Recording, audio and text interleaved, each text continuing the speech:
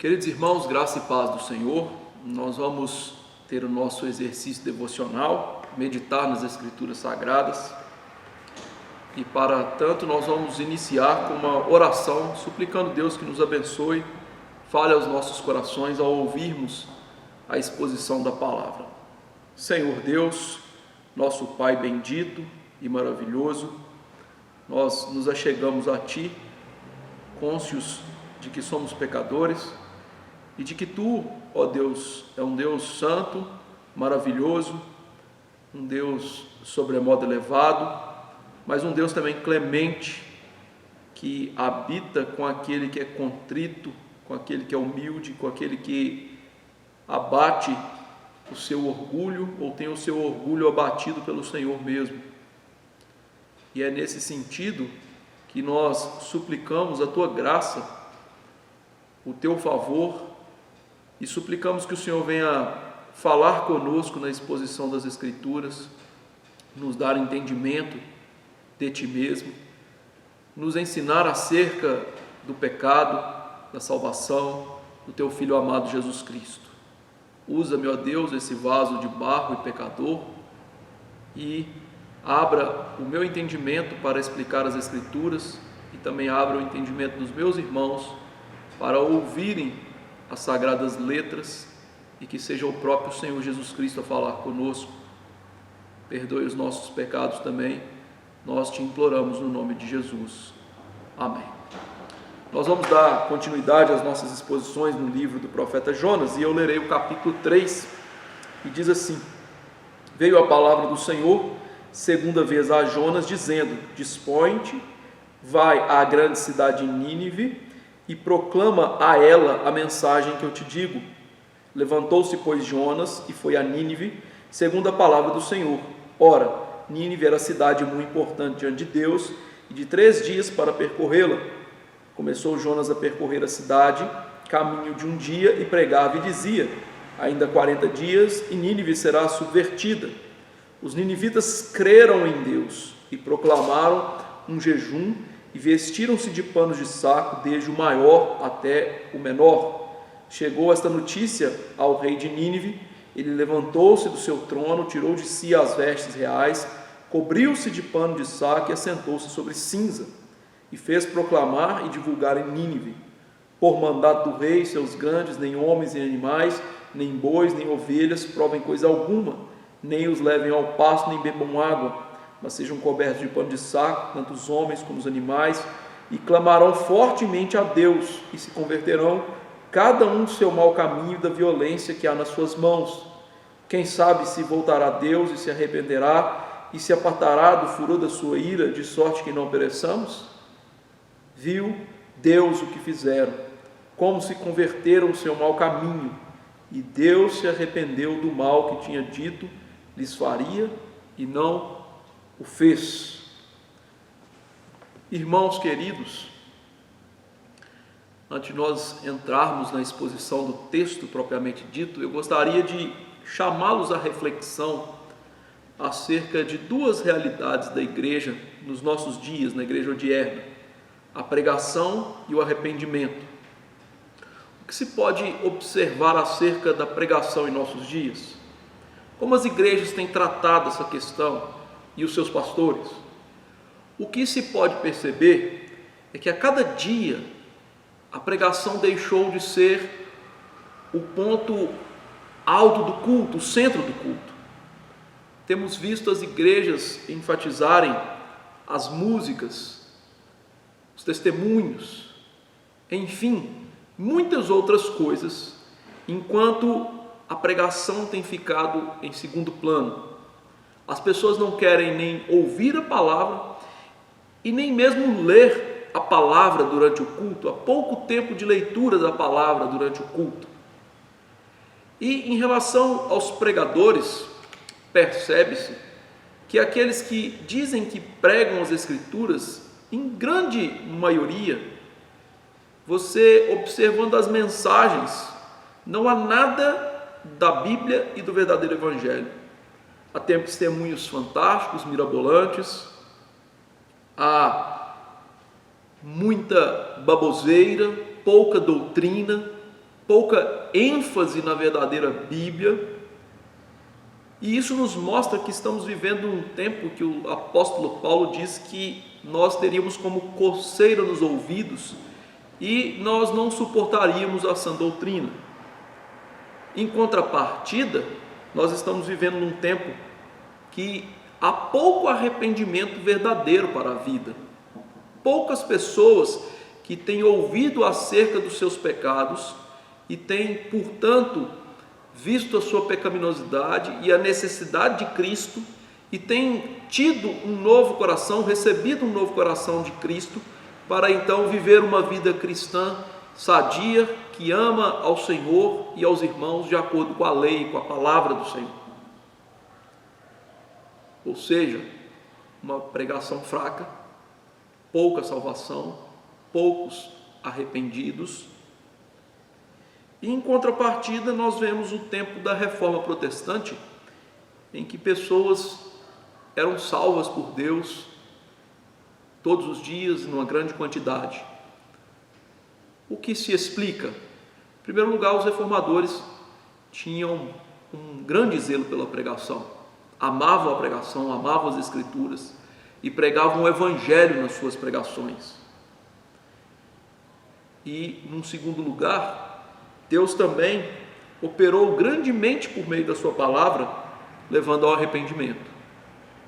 E esse texto então de Jonas 3 nos mostra essas duas realidades, uma pregação verdadeira e um arrependimento verdadeiro.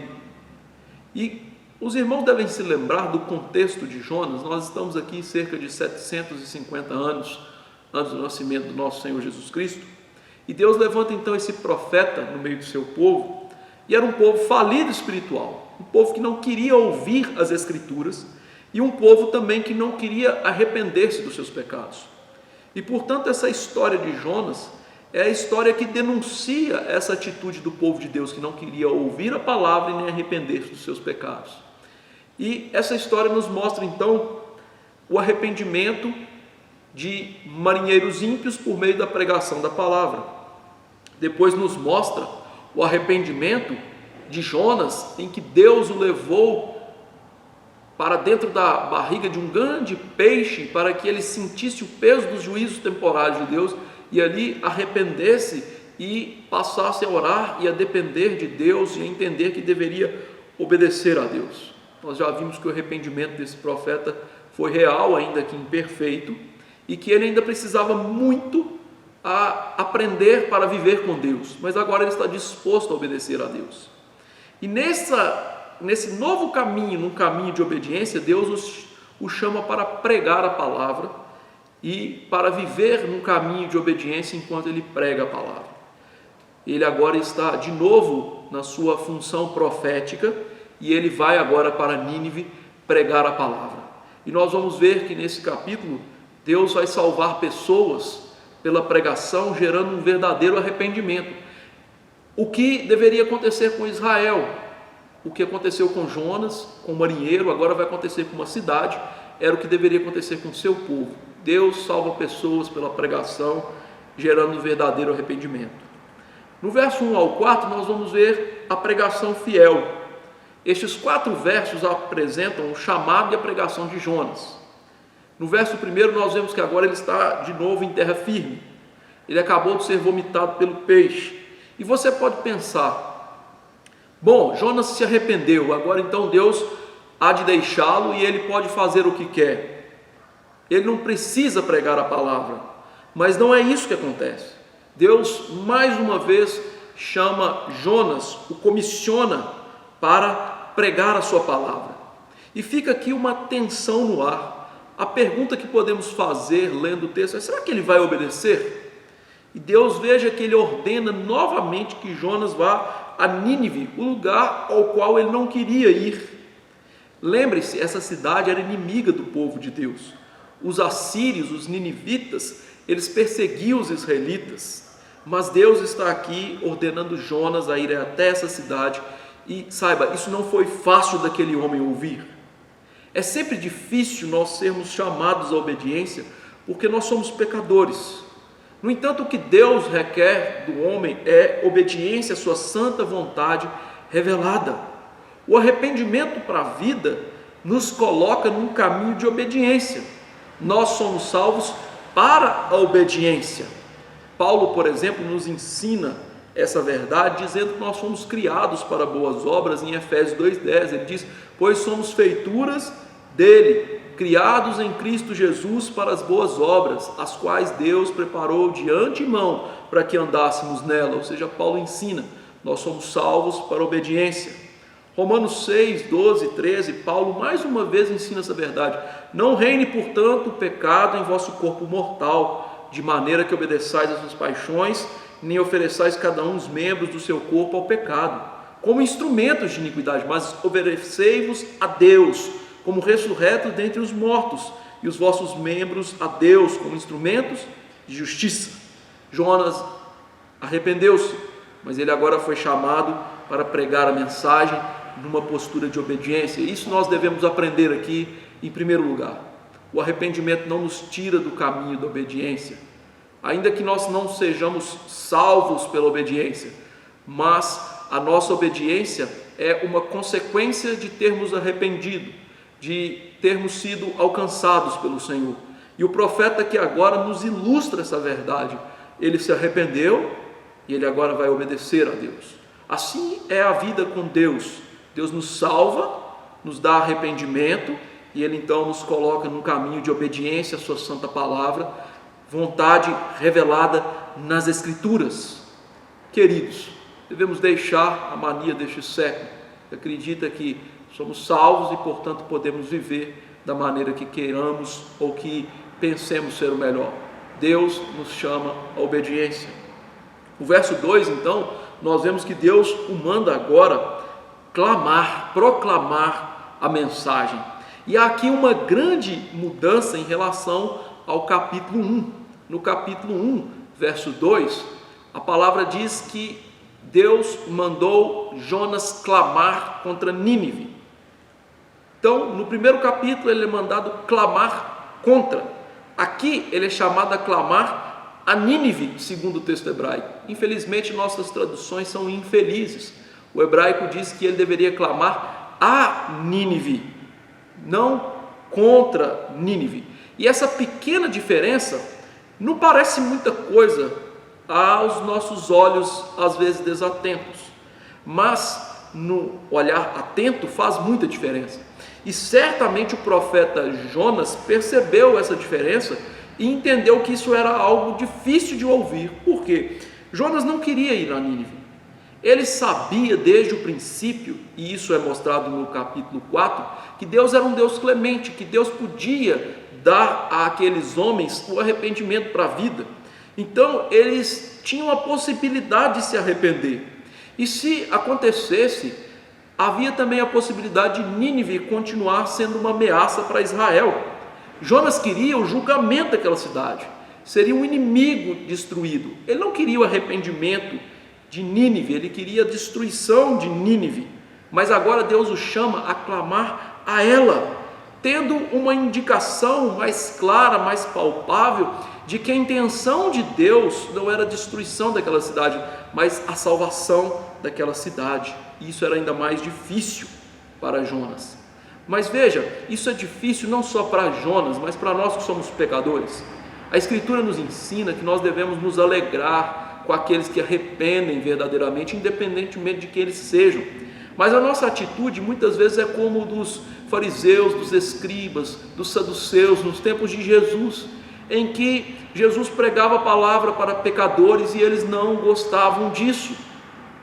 E muitas vezes nós somos tais quais aquelas pessoas. Nós não gostamos de ver pessoas que são ditas inimigas, terríveis, se arrependendo. Há aqui um grande erro, o erro de nós não nos alegrarmos quando há arrependimento e salvação, e devemos nos precaver contra isso. E veja que isso foi difícil para Jonas também, e nos mostra que a missão do pregador é uma missão difícil. Pregar a palavra de Deus não é fácil. Pregar a palavra de Deus envolve uma abnegação daquilo que pensamos ser o melhor, daquilo que acreditamos que deve acontecer em termos dos resultados da pregação. Pregar a palavra muitas vezes é um peso para o pregador, Mas veja, essa pregação tem que ser fiel. A maior responsabilidade dos pregadores, e não só dos pregadores, mas dos crentes quando apresentam o Evangelho, é que eles sejam fiéis. O apóstolo Paulo nos ensina essa verdade em 1 Coríntios 4, 1 e 2. Ele diz assim: pois, importa que os homens nos considerem como ministros de Cristo e despenseiros dos mistérios de Deus.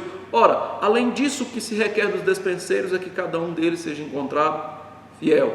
E Jonas agora, como dispenseiro de Deus, deveria ser encontrado fiel. Ele recebe a mensagem de Deus e ele não deveria pregar mais nada a não ser a palavra de Deus. E veja que as pessoas são tentadas a pregar outras mensagens.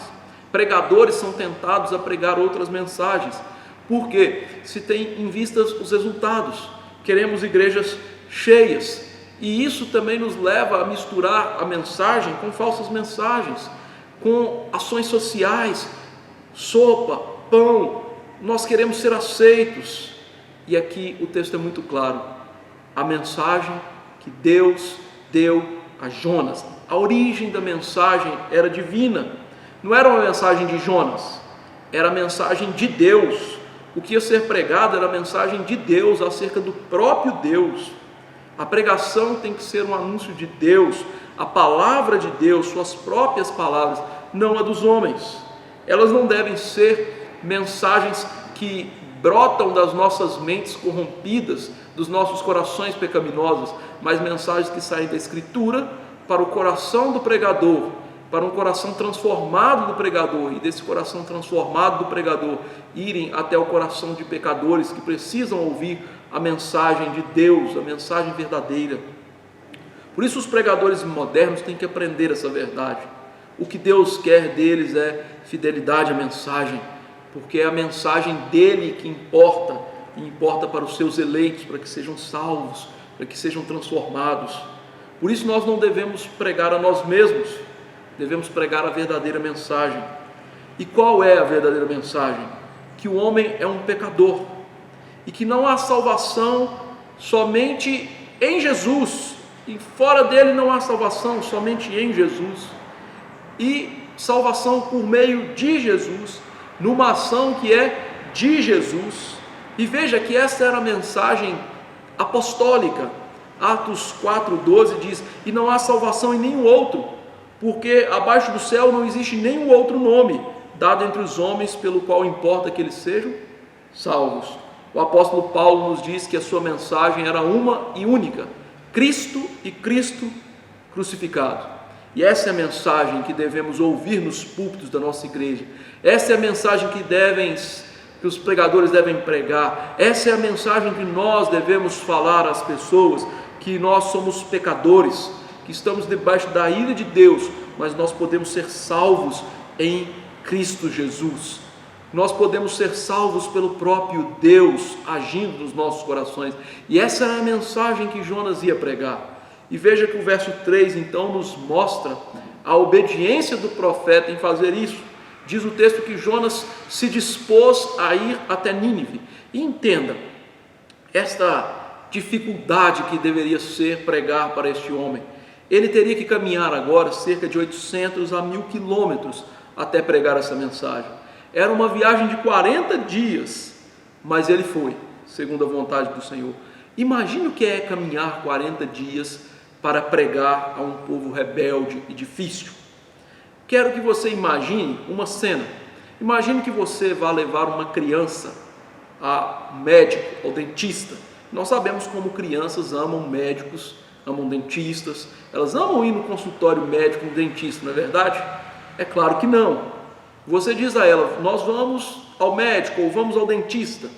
Como essa criança vai? Você acha que ela vai de livre e espontânea vontade, ou ela vai de forma morosa, arrastada? Por isso, esta ordem de Deus a Jonas era um grande desafio, mas ele aprendeu aqui que por mais que seja duro obedecer a Deus, é sempre melhor obedecer a Deus do que ficar como uma criança relutante em seus pecados, em seus achismos.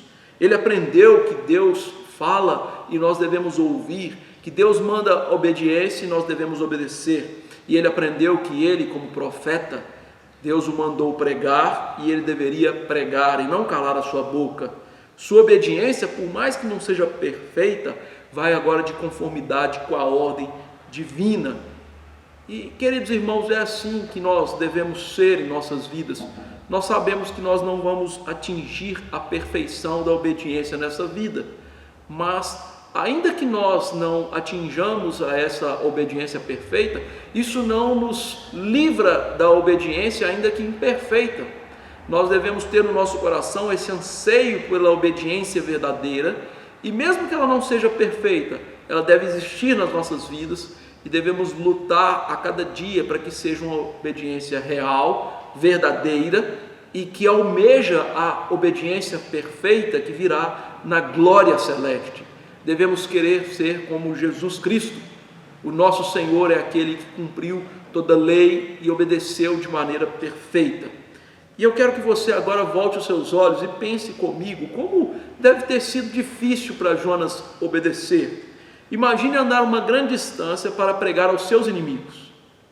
E estes inimigos eram homens brutos que matavam sem piedade alguma, viviam na iniquidade. Imagine você é chamado a pregar e você pode morrer. Essas pessoas podem também ouvir e não ser punidas, e depois destruir o lugar onde você ama e a sua família. Essa era a tensão que estava na mente do profeta. Sua caminhada não foi fácil, foi dura, mas a obediência dele aqui é ressaltada, mostrando que Deus pode mudar o nosso coração para a obediência. E a repetição do texto mostra isso. Ele estava aprendendo a obedecer a Deus.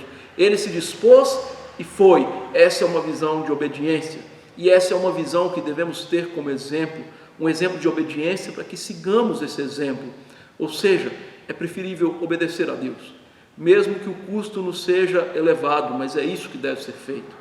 E o verso 4 então mostra a sua caminhada nessa cidade, uma cidade de Nínive, que diz o texto que era importante para Deus, e que ela demoraria alguns dias para percorrer. Então Jonas chega a essa cidade, e ele não se demora, logo que ele começa a pregar naquele lugar, ele chega e começa a pregar naquele lugar.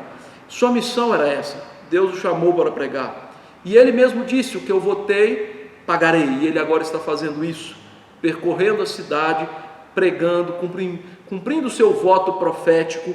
E o texto aqui não diz se ele pregava nas praças, de casa em casa, de porta em porta. O texto não nos diz, mas há algo implícito nesse texto que é algo fantástico e que às vezes passamos despercebidos. Imagine, aqui nós temos um israelita que está em meio aos assírios e ele está pregando a palavra de Deus, a verdadeira mensagem, e ele não foi morto. O fato dele não ter sido morto pregando a mensagem verdadeira, enquanto os profetas na sua terra que pregavam a mensagem verdadeira eram perseguidos e mortos, e aqui ele está fora do povo de Deus, em meio aos inimigos do povo de Deus, e ele está pregando. Isso é um grande milagre.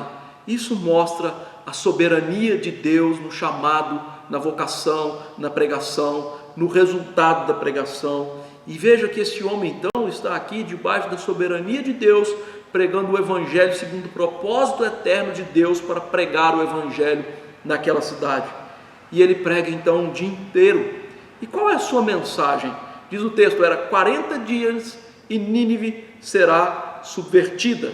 Essa era a mensagem divina, uma mensagem de juízo. E entenda, não é fácil pregar o juízo. As pessoas querem ouvir coisas boas, elas querem ouvir que são amadas por Deus, elas querem ouvir que elas são boas e que Deus precisa delas. As pessoas querem ouvir que serão abençoadas, que seus problemas vão sumir.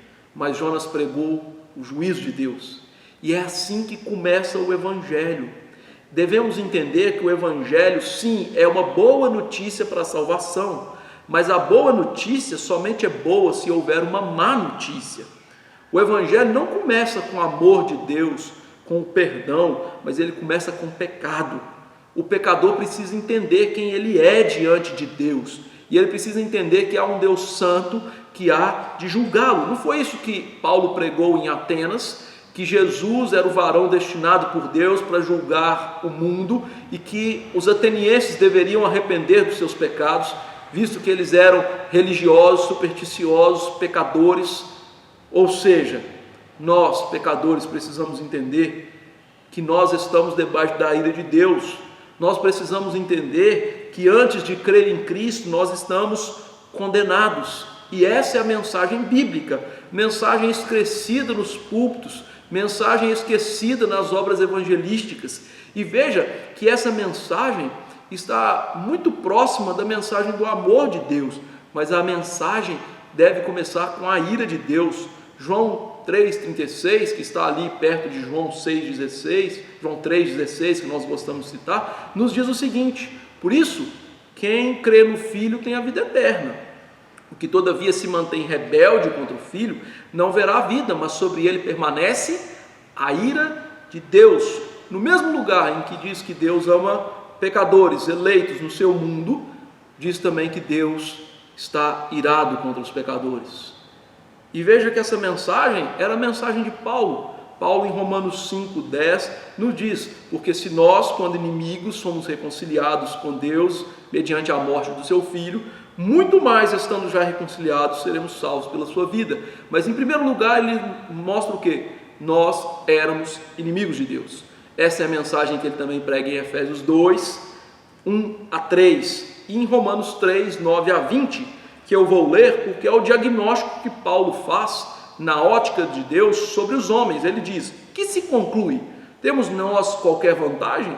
Não, de forma nenhuma, pois já temos demonstrado que tanto judeus como gregos, gentios, estão debaixo do pecado, como está escrito: não há justo, nenhum sequer, não há quem entenda, não há quem busque a Deus, todos se extraviaram, a uma se fizeram inúteis, não há quem faça o bem, não há nenhum sequer. A garganta deles é sepulcro aberto, com a língua ou de engano, veneno de víbora está nos seus lábios, a boca eles a têm cheia de maldição e de amargura, são seus pés velozes para derramar sangue, nos seus caminhos a destruição e miséria, desconhecer o caminho da paz, não há temor de Deus diante dos seus olhos. Ora, sabemos que tudo que a lei diz, aos que vivem na lei, o diz para que se cale toda a boca, e todo mundo seja culpável perante Deus, visto que ninguém será justificado diante dele por obras da lei, em razão de que pela lei vem o pleno conhecimento do pecado. E no verso 21 ele vai falar sobre a salvação, mas antes ele diz: vocês são pecadores. Esses textos nos mostram que o Evangelho começa com a pregação da lei, mostrando que os homens são pecadores diante de Deus. Os puritanos diziam que, em primeiro lugar, deve vir a fé da lei, isto é, o pecador deve entender-se como um pecador diante de Deus, como um condenado, como um inimigo de Deus, e ele então vai entender que é preciso crer no Evangelho da salvação. Veja, fé da lei, fé do Evangelho. Primeiro entende-se pecador, Cristo pode nos salvar. E essa é a mensagem que Jonas pregou, que os ninivitas, se eles não se arrependessem, a cidade teria o mesmo destino de Sodoma e Gomorra, ou seja, eles estavam debaixo da ira de Deus e sofreriam debaixo da ira de Deus. A palavra subvertida no texto nos lembra o que aconteceu com aquelas cidades de Sodoma e Gomorra, que foram destruídas pela ira de Deus. Aqui, irmãos, então a mensagem é uma mensagem resumida em termos de juízo: Nínive será destruída. Mas é interessante notar que aqui há um jogo de palavras, mostrando que o que Deus faria com Nínive seria virá-la de cabeça para baixo. A mensagem de Deus a ele é: se vocês não se arrependerem, vocês vão ser destruídos. E a mensagem dada foi pregada fielmente. E o que aconteceu foi que Deus mudou Nínive de cabeça para baixo, mas no sentido de salvação. Mas antes disso, gostaria de aplicar essa primeira parte mostrando uma coisa: a vida cristã é difícil. Não é fácil eu e você vivemos num mundo de pecado, cheio de violência e de crimes. Não é fácil nos entristecer e nos incomodar pelo aquilo que vemos e até mesmo vemos em nós, nas nossas igrejas. O que se aprende não é fácil servir a Deus, como também não é fácil pregar a mensagem de juízo. Mas em tudo isso Deus quer que nós sejamos fiéis. Deus quer que sejamos fiéis, tomando a nossa cruz, e seguindo após o Senhor Jesus Cristo. Deus quer que sejamos fiéis numa vida de sofrimento, numa vida de luta contra o pecado e contra esse mundo tenebroso. Mas Deus também quer que sejamos fiéis na pregação da verdadeira mensagem. E veja que há muitos hoje querendo ouvir e muitos querendo pregar uma falsa mensagem, uma mensagem de autoajuda. Pastores que estão entretendo a sua audiência e audiências que estão querendo ser entretidas pelos pastores. Deus nos deu uma obrigação de sermos fiéis, tanto na vida prática quanto nessa pregação. Uma pregação que fala de juízo, mas também fala de salvação. Uma pregação que aponta para pecado, mas que aponta para aquele que salva do pecado, o Senhor Jesus Cristo. Uma pregação que não aponta para riquezas, não aponta para emocionalismo, não aponta para um culto que tem que ser divertido, não aponta para faça o que for preciso para ser feliz. Uma pregação que não aponta, venha do jeito que está e fique do jeito que está, mas uma pregação que aponta para o pecado, para a ira, mas também para a salvação, para a necessidade que temos de salvação, para a necessidade que temos de ouvir a verdadeira mensagem e arrepender-se. E veja, nós somos tão míopes que muitas vezes nós julgamos a mensagem e o pregador pelos números. Nós vemos igrejas cheias e pensamos, ali há fidelidade. Mas não é assim que deve ser feito. O que nós julgamos a pregação é pela fidelidade ao Evangelho, pela mudança que está ocorrendo na vida do pregador e na vida dos seus ouvintes. E somente verdadeiras mensagens geram arrependimento nos eleitos de Deus. E é isso que nós vamos ver dos versos 5 ao 10. Se teve uma pregação fiel, Deus operando também houve um verdadeiro arrependimento. O verso 5 nos mostra que Jonas pregou em Nínive, e ele pregou que 40 dias essa cidade seria destruída. E o que acontece? Diz o texto, os ninivitas creram em Deus. Veja, eles poderiam debochar de Jonas, eles poderiam matar o profeta, ele era um estrangeiro e ele estava pregando sobre o pecado, sobre a ira de Deus, coisas que nós não gostamos de ouvir, mas o resultado não foi o resultado que temos visto em muitos lugares onde é pregado com fidelidade o Evangelho. Há muitos lugares em que há a pregação verdadeira do Evangelho e os pregadores fiéis são rejeitados, são tirados da igreja. Mas aqui nós vemos que nessa ação de Deus, como uma pregação verdadeira, diz o texto, eles creram em Deus. E o texto aqui ele é construído de tal maneira para nos mostrar que essa atitude responsiva foi imediata. Eles creram em Deus. É curto, é rápido. Mas o que significa isso? Significa que eles, em primeiro lugar, acreditaram no que Deus disse por meio de Jonas. E veja, se você acredita em mim, não significa que você crê na minha existência, no sentido de que você já está vivendo. Você está crendo naquilo que eu estou falando para você. Os ninivitas eram religiosos, como todos os pagãos. Por isso, crer aqui não está ligado no fato da existência de Deus, mas naquilo que Deus disse para eles. Não seria de maneira nenhuma difícil eles crerem que existe um verdadeiro Deus, eles criam em falsos deuses. Mas o que eles creram então foi que Deus disse a eles que iria julgá-los. Deus mostrou a eles que o pecado era coisa terrível, que pelos seus atos eles mereciam julgamento, mereciam que a ira fosse derramada sobre eles, uma ira que já estava sobre eles. E eles então acreditaram que Deus era um santo juiz, que Deus poderia e iria julgá-los. E veja, queridos irmãos, como essa ideia de um Deus juiz não é popular nos nossos dias. As pessoas acreditam que Deus é pai de todas as pessoas, Ele não vai julgá-los, o inferno não existe. E este é um grande engodo de Satanás para os nossos dias, dizer que Deus não se importa, que Deus não há de julgar, que não existe um tal de inferno, que Deus não pode ser insensível e lançar pessoas sobre uma ira santa e eterna. Mas a verdadeira fé acredita nessas coisas. E aqui diz que eles creram em Deus, que eles creram nessa mensagem.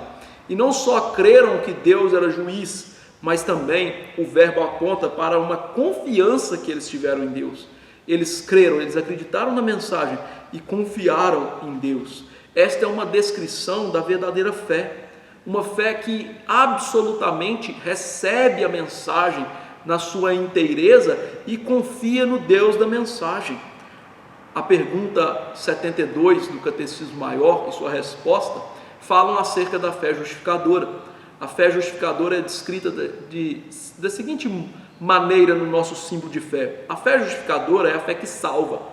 É operada pelo Espírito e pela palavra de Deus no coração do pecador, que, sendo por ele convencido do seu pecado e miséria e da sua incapacidade e das demais criaturas para o restaurar desse estado, não somente aceita a promessa do Evangelho, mas recebe e confia em Cristo e na sua justiça, que lhes são oferecidos no Evangelho, para o perdão de pecados e para que a sua pessoa seja aceita e reputada justa diante de Deus para a salvação.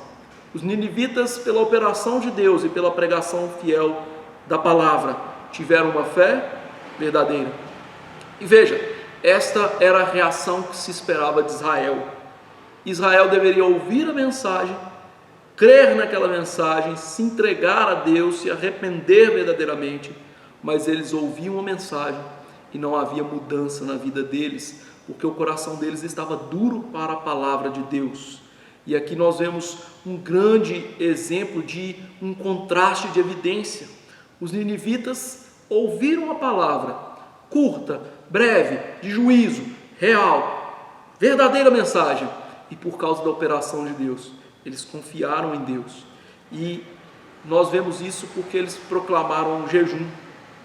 E isso aqui há um contraste entre a pregação e a atitude responsiva à pregação.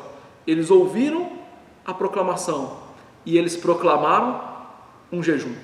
Isso mostra que passaram a confiar e acreditar na palavra de Deus. E o seu jejum foi acompanhado do vestir de pano de saco. O jejum no mundo antigo demonstra tristeza, humildade e penitência. São marcas de arrependimento. E o vestir pano de saco simboliza a renúncia dos confortos e prazeres terrenos. Ou seja, o que houve? Verdadeira salvação.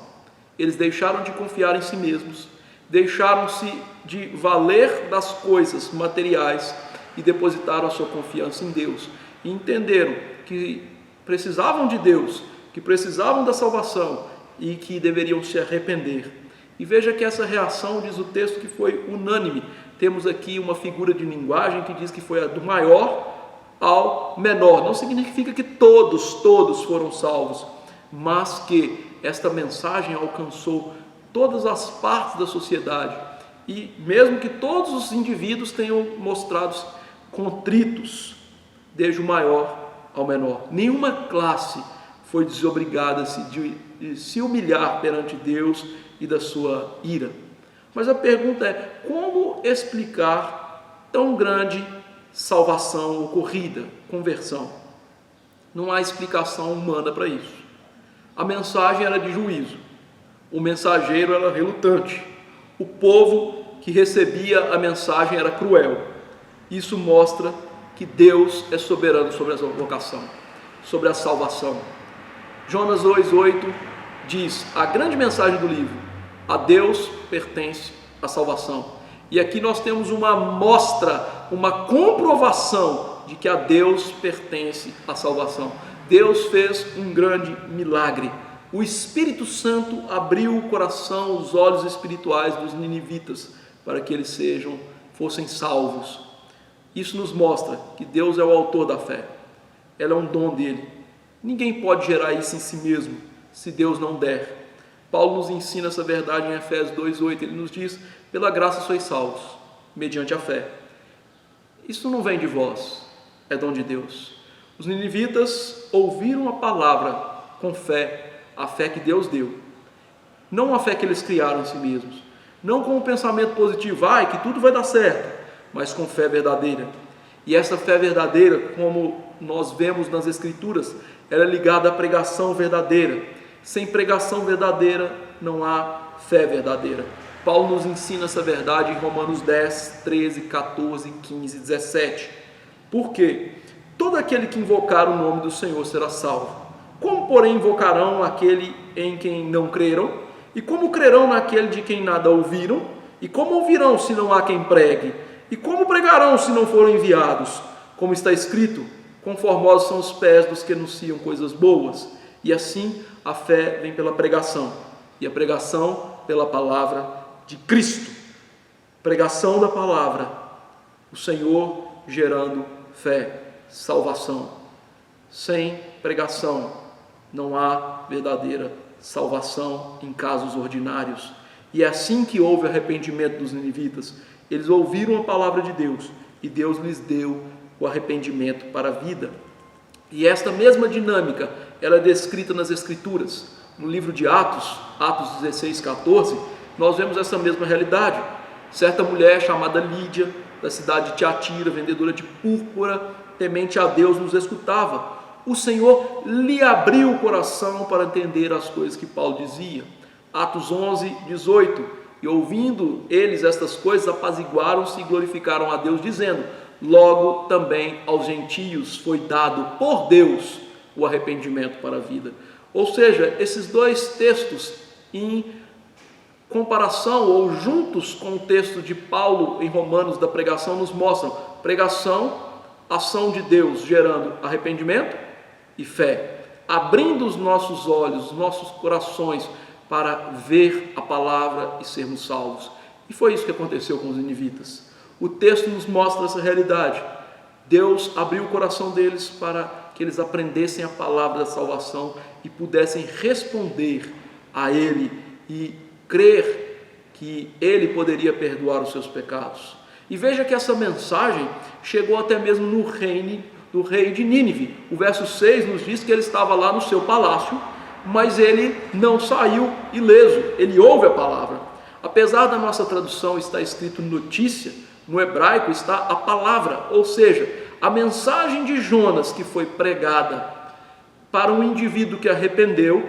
Esse indivíduo agora leva a palavra ao rei, ou seja, pessoas arrependidas pregam a palavra a outros. Uma das marcas da nossa salvação é essa pregação da palavra para outros. Nós não devemos ficar calados quanto à salvação, mas se formos salvos, temos que levar essa mensagem, independentemente se são reis, PhDs, políticos, quem quer que sejam, amigos ou não, devemos levar a mensagem. E aqui nós temos essa mensagem pregada de Jonas, agora ao próprio rei. E o que acontece? Ele percebe que também estava sob a ira divina. E aqui nós aprendemos que não há escape sobre a ira divina para reis, PhDs, ricos, pobres. Não há privilégios diante de Deus. Deus não tem as pessoas por acepção. Todos igualmente são pecadores. Todos igualmente têm que se arrepender. E foi isso que aconteceu com o rei. Ele se levanta do trono, tira as suas vestes ricas e lamenta sentado sobre as cinzas no chão. Pense bem isso. Quão humilhante isso foi para ele, tirar as vestes ricas e assentar-se no chão, na cinza, como os demais. A palavra, quando nos leva ao arrependimento, numa ação divina, ela nos leva a nos humilhar diante de Deus. A salvação passa pela humilhação do pecador. O pecador vê-se como um terrível homem ou mulher diante de Deus e entende que precisa se humilhar diante de Deus. Queridos irmãos, o Evangelho nos leva à humilhação, e não há salvação sem humilhação. Até mesmo a salvação que Cristo comprou para nós naquela cruz do Calvário envolveu a humilhação do Salvador. Ele se fez homem para nos salvar, e nós então, para sermos salvos, devemos nos despir do orgulho, baixar as cinzas, lamentar o nosso pecado e entender que precisamos de Cristo. Deus nos mostra que sem Cristo estamos debaixo da sua ira e que nós então precisamos nos humilhar e ir até Cristo. Os versos 7 e 8, o rei então chama os nobres e ordena a todos, inclusive os animais, que jejuassem. Todos deveriam se arrepender dos seus maus caminhos. E veja, os assírios, para que os irmãos entendam bem, eram brutais. Eles ficaram conhecidos na história como homens brutais. Eles capturavam seus inimigos, tiravam as suas mãos, depois tiravam os seus olhos e orelhas, jogavam as pessoas numa pilha, e estas pessoas, sem mãos, sem pés, sem olhos, sem ouvidos, morriam sufocados. Mas cada um destes homens cruéis deveria se arrepender das atrocidades, além da idolatria que eles haviam praticado. E veja, o rei ainda demanda que eles deveriam clamar a Deus. Jonas clamou a Nínive, agora toda Nínive está clamando a Deus. Veja, eles deveriam orar a Deus. A atitude externa, então, da oração, junto com as demais atitudes de humilhação, mostra o verdadeiro arrependimento deles. No livro de Jonas, nós já vimos que a oração é mostra de arrependimento. Os marinheiros, quando arrependeram, oraram. Jonas, quando arrependeu, orou. Uma cidade inteira, quando se arrependeu, orou. E as Escrituras nos ensinam essa verdade. A verdadeira oração é marca nas Escrituras de salvação. O apóstolo Paulo, como um fariseu, nunca havia orado de fato a Deus. E ele então, quando depara-se com Jesus, e Jesus o salva, e ele fica cego, Jesus então chama um servo, Ananias, para que fosse até Paulo. E ele relutantemente não queria ir. Qual foi a prova que o Senhor Deus deu a Ananias que Paulo agora estava salvo? Atos 9, 10 e 11 diz: Ora, havia em Damasco um discípulo chamado Ananias. Disse-lhe o Senhor numa visão: Ananias. Ao que respondeu: Eis-me aqui, Senhor. Então o Senhor lhe ordenou: Dispõe-te e vai à rua que se chama Direita, e na casa de Judas procura por Saulo, apelidado de Tarso, pois ele está orando. A oração foi sinônimo de salvação. Jesus mostrou também que Paulo havia sido salvo pela oração. E Jesus nos contou a mensagem de uma parábola de aquele que era um verdadeiro salvo, como aquele que orava e desceu justificado. É a parábola do fariseu e do publicano. O fariseu orava de si para si, não tinha salvação. O publicano orava do seu coração pecador para um Deus justo e santo, se humilhando perante ele. O que Jesus disse? Ele era um homem justificado, ele desceu justificado. A salvação produz verdadeira oração. Por isso Romanos 10, 13 diz que aquele que invoca o nome do Senhor será salvo. Veja, não é uma oração mentirosa, é uma oração verdadeira. Não é hipócrita de si para si, é verdadeira. E aqui nós vemos então uma cidade agora orando verdadeiramente, clamando ao Senhor, como marinheiro, como Jonas, e agora essa cidade mostrando verdadeiro arrependimento. Aqui nós temos uma prova de que os assírios entenderam que era necessário arrepender e era necessário clamar a Deus em misericórdia. Houve uma transformação radical e, portanto, esperança para eles. O verso 9 nos mostra que eles então fizeram tudo isso em esperança de que Deus os perdoaria. Não havia garantias. Eles reconheceram então a suprema liberdade de Deus em conceder misericórdia a quem lhe apraz. Devemos aprender essa verdade central nas Escrituras. Deus não é obrigado a perdoar ninguém. E foi isso que eles entenderam. Essa verdade central é difícil de que muitos a aceitem. Mas Paulo ensina essa verdade com grande força quando vai falar da eleição e daqueles que são alcançados por Deus para a salvação. Em Romanos 9, 15 e 16 ele diz: Que diremos, pois? A injustiça da parte de Deus? De modo nenhum, pois ele diz a Moisés: Terei misericórdia de quem me aprouver ter misericórdia, e compadecer-me-ei de quem aprouver ter compaixão. Assim, pois, não depende de quem quer ou de quem corre, mas de Deus usar a sua misericórdia. Isso nos mostra: Deus perdoa a quem Ele quer, independentemente de quem somos ou do nosso passado. E esta é uma verdade duríssima para o nosso orgulho. Nós nascemos por natureza arminianos, querendo salvação por nós mesmos, querendo ter o favor de Deus por algo intrínseco a nós. Deus tem misericórdia de quem quer. Os gêmeos não eram nascidos e Deus alcançou aquele que foi eleito. E nós temos que aprender também que Deus perdoa sem que mereçamos. Nenhum ato religioso pode comprar o perdão divino. Os ninivitas aprenderam isso e viveram nessa esperança, e o arrependimento deles foi real. Jesus nos mostra isso em Mateus 12:41, quando diz: ninivitas se levantarão no juízo com esta geração e a condenarão, porque se arrependeram com a pregação de Jonas.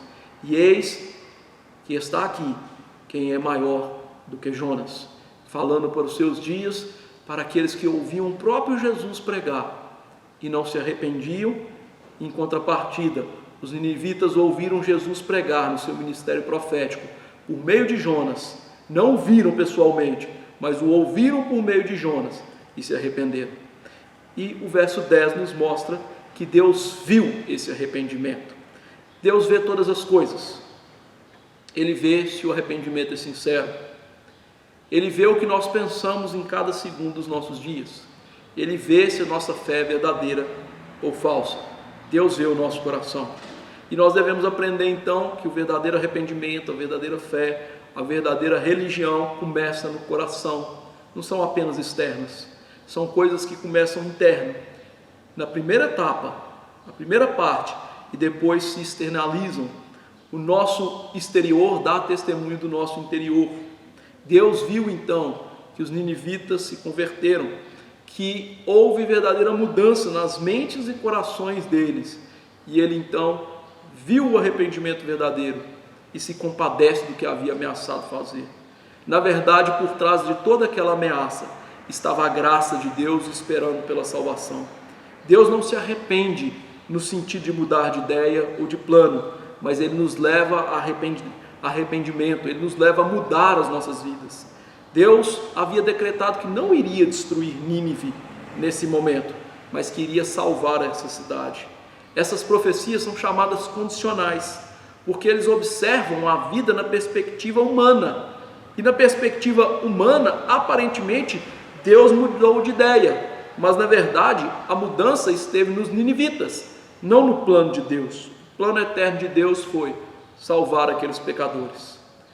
A cidade não foi destruída agora. Agora imagine o tempo passando e chega o dia 40, vai ser hoje. Como será que foi? Chega o dia 41 e o 42 e assim por diante, eles foram perdoados. Imagine o alívio, está debaixo de uma promessa de juízo e agora está debaixo do perdão. Isso é perdão divino, que vem através da pregação, da ação do Espírito, gerando arrependimento e fé. Nos dá então paz com Deus, uma paz não só agora de ter comunhão com Deus, mas também uma paz que o Espírito Santo leva à nossa consciência. Somos aliviados dos nossos pecados, das tentativas de nos salvar. Isso aconteceu com os ninivitas. Por isso Jesus disse certa vez: vinde a mim todos estáis cansados, sobrecarregados, eu vos aliviarei. O perdão traz alívio no coração, e é isso que precisamos. Aplicando essa última parte, nós devemos entender, irmãos, que a nossa atitude interna é muito importante, porque Deus a vê. Deus sabe quem são os seus eleitos. Deus sabe aqueles que se arrependeram, e Ele tem que ver também mudança na nossa vida externa, porque uma mudança interna que Ele sabe é acompanhada de uma mudança externa. O problema é que nos nossos dias o Evangelho tem sido legado a um legalismo tão grande que há mudança externa nas pessoas, mas não no coração das pessoas. Elas continuam distantes de Deus, elas continuam na sua hipocrisia e no seu orgulho. Arrependimento para a vida muda o coração e muda o externo também. Nós não vamos ter mais as atitudes do passado, mas no coração vamos amar a Deus e as suas coisas, e externamente vamos demonstrar amor a Deus e as suas coisas, principalmente no dia do Senhor. Você quer fazer um teste se o seu arrependimento é verdadeiro? Veja como você vive o dia do Senhor. Se você ama esse dia, tem prazer nesse dia, em praticar atos de culto, tanto na sua igreja, quanto também na sua casa e em família, e você conta os momentos para isso não acabar, mas para continuar, você tem um arrependimento verdadeiro. É assim que você pode ver essas coisas. Apenas vendo que há uma mudança no coração e também uma mudança externa. E veja que o arrependimento verdadeiro não é remorso. O remorso vem e não muda ninguém, mas o arrependimento verdadeiro muda as nossas vidas. E ele só é possível através da ação do Espírito e a palavra, verdadeira pregação, verdadeira ação do Espírito, gerando fé e arrependimento. Por isso nós devemos, como pregadores, pregar contra o pecado. Primeiro nosso, depois dos nossos ouvintes. Pregar que precisamos arrepender porque somos pecadores terríveis. E pregar que a Deus cabe o perdão, a Deus cabe nos dar essas coisas. E então nos lançar diante dele em súplicas, entendendo que precisamos desse perdão e nós não podemos comprá-lo, ele tem que ser dado. E quando ele é dado, as nossas almas são aliviadas porque nós caminhamos para a glória. Devemos também lutar contra a falsa religiosidade, os falsos caminhos, a nossa hipocrisia. Parecemos bons, parecemos que somos santos, mas estamos vivendo em pecado. Isso tem que ser mudado também no nosso coração. E ainda, nós temos que ver uma coisa, que estas coisas não dependem totalmente de nós. Nós precisamos é pregar a palavra. Jonas pregou o juízo. Deus fez o maior avivamento da história. Uma cidade de 120 mil pessoas foi alcançada. Um homem vacilante que relutou e que Deus usou. Deus pode usar qualquer um para pregar, mas a salvação é com ele. Essa mensagem nos mostra como Deus salva pessoas, independentemente de quem elas são. Deus salvou os gentios aqui. E ele mostra que no Antigo Testamento uma realidade seria muito maior no Novo Testamento, que Jesus salvaria pessoas de todas as nações da terra, que ele é o herdeiro de Abraão, em que as famílias da terra, as nações da terra seriam abençoadas e haveria salvação também para os gentios. Finalizando, eu gostaria de ler as aplicações da Bíblia Herança Reformada, que são 3, e diz assim: segundo o chamado de Jonas a Nínive é instrutivo. Primeiro, mostra a soberania de Deus ao ter misericórdia de quem ele quer ter misericórdia. Compare Jonas com um profeta sem nome em 1º livro dos Reis, capítulo 13. Deus o chamou para uma missão perigosa perante Jeroboão primeiro, instruindo a voltar a casa imediatamente depois de anunciar a mensagem. Sem relutância ou hesitação, ele obedeceu a Deus. Contudo, ele foi seduzido pelo profeta mais velho a proceder de modo contrário à instrução de Deus. Por causa de sua desobediência, leões o mataram quando ele voltava para casa. Em contraste, Jonas foi ostensiva e obstinadamente desobediente, mas Deus o poupou e lhe deu uma segunda oportunidade para obedecer. De uma perspectiva humana, o ousado, mas ingênuo profeta sem nome parecia digno de uma segunda chance, enquanto Jonas merecia a morte. Mas Deus agiu com justiça ao lidar com o profeta sem nome e decidiu ser gracioso com Jonas. Isso deve nos levar a pensar: quantas vezes desobedecemos merecendo punição e quantas chances Deus nos deu para obedecer? O segundo chamado de Jonas também é uma lição sobre o invencível poder do plano e do propósito divino. Deus tinha um propósito para Jonas e Nínive, que a desobediência de Jonas não podia frustrar. De acordo com o plano de Deus, Jonas era o mensageiro escolhido para aquele povo ímpio. Cremos que Deus soberanamente decretou o fim das coisas e que também decretou os meios para alcançá-lo. Isso tem uma importante aplicação na evangelização. Deus pode soberanamente dar a um determinado indivíduo a tremenda responsabilidade de ser o único que pode alcançar uma pessoa. Todos somos responsáveis diante de Deus e não devemos nos rebelar contra o seu propósito. Deus infalivelmente salvará quem Ele quiser, mas a fé vem por ouvir a palavra de Deus. Como as pessoas ouvirão se não há um pregador? Veja a lógica da evangelização em Romanos 10, 13 a 17. E a terceira e última aplicação: onde abundou o pecado, superabundou a graça. Romanos 5, 20. A misericórdia de Deus pela Nínive dá testemunho do espantoso poder da graça para salvar pecadores e assegura que ninguém é ímpio demais para receber a salvação. Os ninivitas eram objeto da ira divina sob sentença de morte, mas foram levados pela palavra a se arrependerem. E Deus graciosamente os recebeu. As palavras de Cristo resumem a verdade: o que vem a mim, de modo nenhum lançarei fora. Deus nos abençoe, nós vamos orar. Senhor Deus, te agradecemos pela tua palavra, suplicamos que o Senhor aplique aos nossos corações, gerando um verdadeiro arrependimento para a vida e uma fé verdadeira. Seja servido ao Senhor perdoar os nossos pecados e nos colocar nesse caminho de obediência. Que o nosso arrependimento interno gere mudanças na nossa vida, mudanças nos nossos comportamentos, mas que amemos ao Senhor no nosso coração, sirvamos ao Senhor no nosso coração, e assim demonstraremos amor ao Senhor na nossa vida e também nas nossas atitudes. Abençoe, ó Deus, para que as igrejas preguem o verdadeiro evangelho, para que os pastores não negociem a verdade e para também os ouvintes possam ouvir com bom e reto coração para serem salvos. Escuta a nossa oração, ó Deus, e tenha misericórdia das nossas vidas. Graças te damos pelo perdão em Cristo, porque todos estávamos sobre a ira do Senhor. Merecíamos a tua ira e o teu castigo, mas o Senhor Jesus Cristo morreu por nós, e agora recebemos a tua graça e o teu perdão.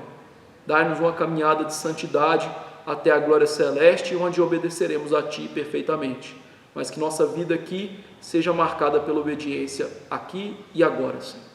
Escuta a nossa oração, nós te imploramos em nome de Jesus. Amém.